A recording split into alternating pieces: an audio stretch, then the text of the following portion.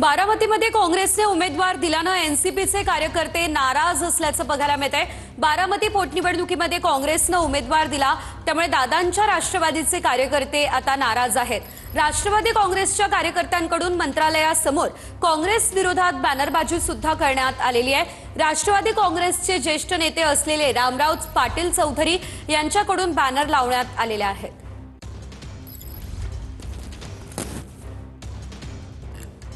तर बारामतीची ही पोटनिवडणूक बिनविरोध व्हावी यासाठी प्रयत्न सुरू असतानाच काँग्रेसने उमेदवार दिला आणि त्यामुळे आता दादांच्या राष्ट्रवादीचे कार्यकर्ते हे या ठिकाणी नाराज असल्याचं बघायला मिळतंय।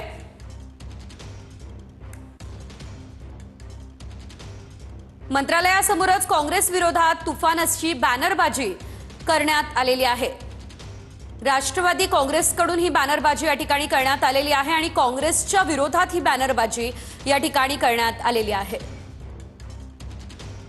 बारामतीची पोटनिवडणूक बिनविरोध व्हावी यासाठी प्रयत्न सुरू असतानाच खरं तर ही बॅनरबाजी आता आपल्याला बघायला मिळतेय, कारण काँग्रेसने उमेदवार या ठिकाणी दिलेला आहे।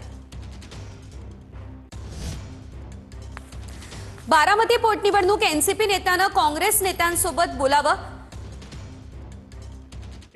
लावण्यात आलेलं आहे। त्यामध्ये आपण जर पाहिलं तर लिहिण्यात आलेलं आहे की दादांनी अख्खं आयुष्य जे आहे ते काँग्रेसमध्ये घालवलेलं आहे। जरी राष्ट्रवादीची स्थापना झाली तरी काँग्रेसच्या प्रत्येक आमदाराचं काम ज्या अजितदादांनी केलेलं होतं। आपण जर पाहिलं तर सुनेत्र पवार यांच्या विरोधात आता काँग्रेसने जो आहे तो बारामतीमध्ये उमेदवार दिलेला आहे आणि त्यामुळेच राष्ट्रवादीच्या कार्यकर्त्यांकडून अशा पद्धतीनं नाराजी जी आहे ती व्यक्त करण्यात आलेली आपल्याला पाहायला मिळतं। आणि तसं पोस्टर जे आहे ते राष्ट्रवादीचं प्रदेश कार्यालय जे आहे त्याच्या बाहेर लावण्यात आलेलं आपल्याला पाहायला मिळतंय। अजितदादा नेहमीच काँग्रेसच्या प्रत्येक कार्यकर्त्याला मदत करायचे, परंतु आता मात्र काँग्रेसने सुनेत्र पवार यांची जे उमेदवार ज्या सुनेत्र पवार आहेत त्यांच्या विरोधात काँग्रेसने उमेदवार जो आहे तो दिलेला आहे। कुठेतरी ही निवडणूक बिनविरोध व्हावी अशी कार्यकर्त्यांची, राष्ट्रवादीच्या कार्यकर्त्यांची भावना आहे, परंतु काँग्रेसने उमेदवार दिल्यामुळे ही निवडणूक होईल असे चित्र सध्या तरी वाटतंय। आपण आपल्या सोबत रामराव पाटील चौधरी आहेत, त्यांनी हा संपूर्ण पोस्टर जो आहे तो या ठिकाणी लावलाय।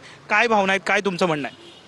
आमचं एवढंच म्हणणं आहे की सर्व पक्षांनी पाठिंबा दिलेला आहे, तर काँग्रेसनं सुद्धा आपल्या माध्यमातून एवढंच विनंती करतो काँग्रेस पक्षानं पण पाठिंबा द्यावा। उभी हयात दादांनी काँग्रेसमध्ये घालवली, प्रत्येक कार्यकर्त्याचं काम केलं।